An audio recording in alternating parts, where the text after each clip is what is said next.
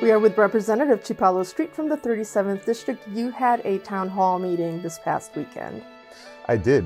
About 80 to 100 people came out and packed El Centro de la Raza. It was amazing to see so many people come out and just have that in-person interaction with constituents, because so far during the session, it's been a lot of email, a lot of phone calls, 15-minute meetings.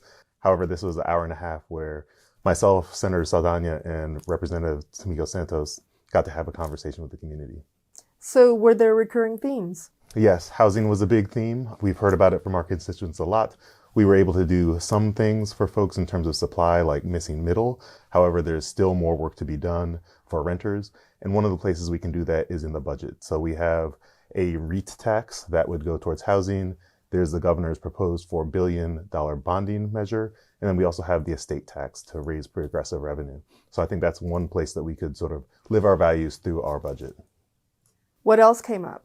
Assault weapons, that was a huge thing that we got passed. And I think we've been working on for something like 10 years. And so it was really special to be part of the moment where we actually passed the ban on assault weapons. And also earlier in the floor session, we implemented a licensure requirement so that anyone buying a gun has to have some training, does background checks, and just make sure that they are informed and knowledgeable about the deadly weapon that they are about to buy.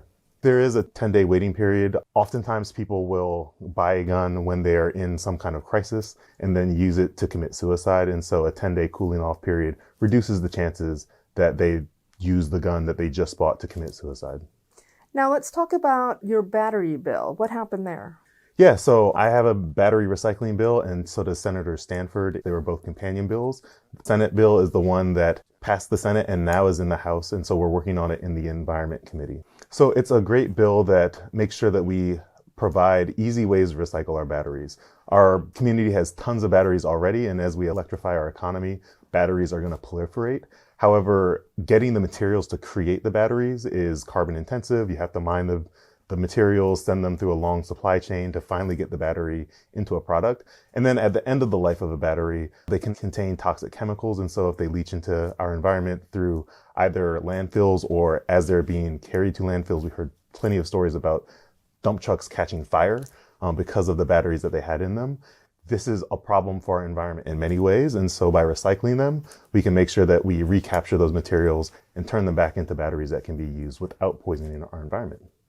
So there is about 1 month left of this session, is that right? Oh my God, I don't know. Like, time is a mystery right now. Time is a mystery with COVID, but during legislative session, there is no time. We go day by day, and there's a lot of stuff. We just passed House of Origin cutoff, so any bill coming out of the House or Senate had to be voted off the floor to stay alive. However, we're now in the House dealing with all the bills that came from the Senate, and we're also working on the budget, which is another huge part of our job. Thank you for coming to the town hall. It was great to see everyone out in district.